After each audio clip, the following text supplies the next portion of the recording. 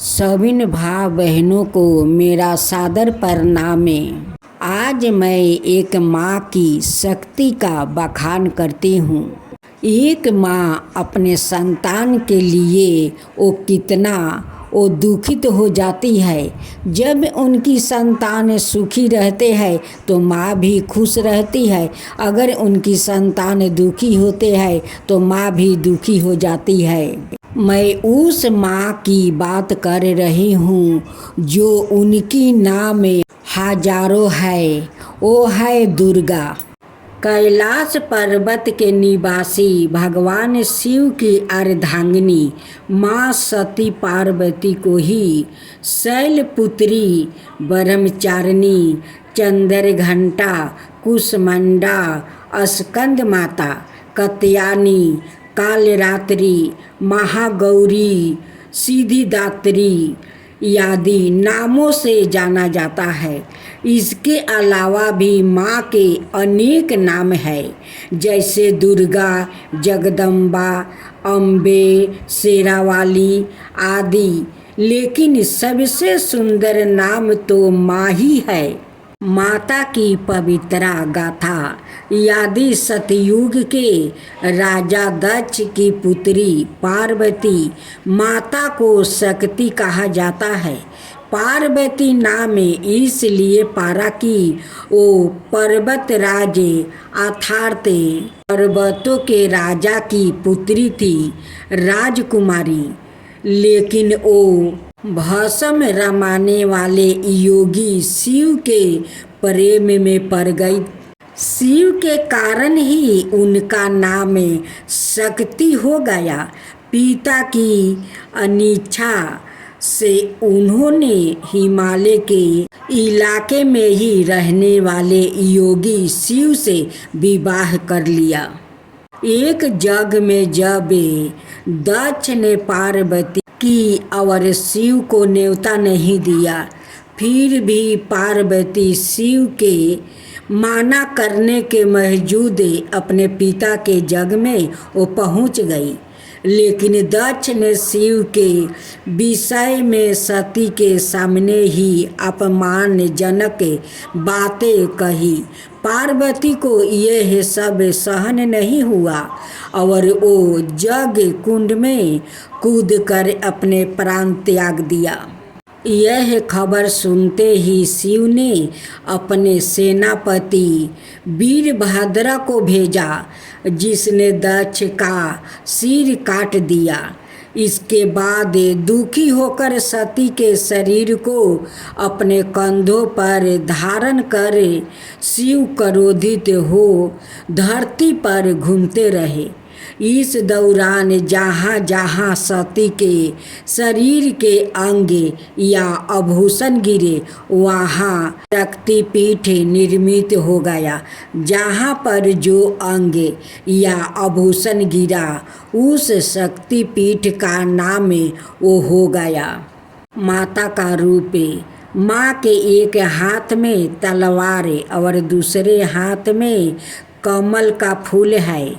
रक्त भरे वस्तु, सिर पर मटुक, मस्तक पर सेवत रंग का अर्धचंदर तिलक और गले में मणियों मोतियों का हार है।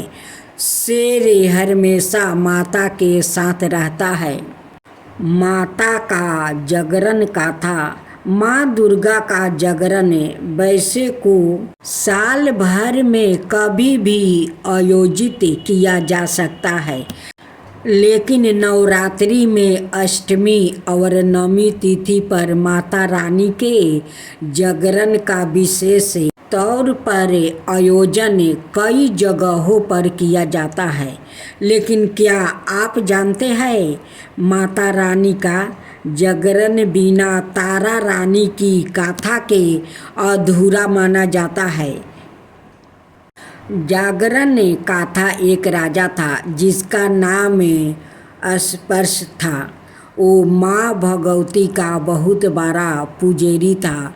वो रात दिन माँ दुर्गा की पूजा करता था, पूजा पाठ किया करता था। माँ ने भी उन्हें राजपाट, धन दौलत, ऐश्वर्या, आराम के सभी साधन दिए थे। कुछ समय के बाद राजा के घर में एक कन्या ने जन्म लिया। राजा ने अपने राज दरबारों को बुलाया, पंडितों और ज्योतिषी को बुलाया और बच्ची की जन्म कुंडली तैयार करने का हुक्म दिया। पंडितों और ज्योतिषियों ने उस बच्ची की जन्म कुंडली तैयार की और कहा, हे राजन, यह कन्या तो साक्षात देवी है। यह कन्या जहाँ भी कदम रखेगी वहाँ खुशियाँ ही खुशियाँ होगी। यह कन्या भी भगवती की पुजेरिन होगी। उस कन्या का नाम तारा रखा गया। थोड़े समय बाद राजा के घर वरदान के अनुसार एक और कन्या ने जन्म लिया। मंगलवार का दिन था। पंडितों और ज्योतिषियों ने जब जन्म कुंडली तैयार की तो उदास हो गया। राजा ने उदासी का कारण पूछा तो वो कहने लगा, महाराज, यह कन्या आपके लिए शुभ नहीं है। राजा ने उदास होकर ज्योतिषियों से पूछा कि मैंने ऐसे कौन से बुरे कर्म किया है जो कि इस कन्या ने मेरे घर में जन्म लिया है। उस समय ज्योतिषी ने अपनी ज्योति से लगाकर बताया। कहने लगा कि ये दोनों कन्या जिन्होंने आपके घर में जन्म लिया है, पिछले जन्म में राजा इंद्र की अप्सराएं थी। उन्होंने सोचा कि हम भी मृत्यु लोक में भ्रमण करें और देखें कि मृत्यु लोक पर लोग किस तरह रहते हैं। दोनों ने मृत्यु लोक पर आई और एकादशी का व्रत रखी। बड़ी बहन का नाम तारा था, छोटी बहन का नाम रुक्मिणी।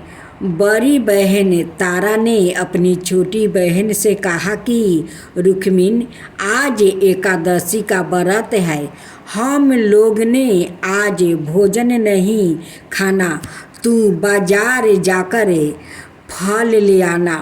रुक्मिणी बाजार फल लेने के लिए गई। वहाँ उसने मछली के पकौड़े बनाते देखे। उसने अपने पैसे से पकौड़े खा ली और तारा के लिए फल लेकर वापस आ गई। फल उसने तारा को दे दिया। तारा ने पूछा कि तू अपने लिए फल क्यों नहीं लाई? तो रुक्मिणी ने बताया कि उसने मछली के पकौड़े खा लिया है।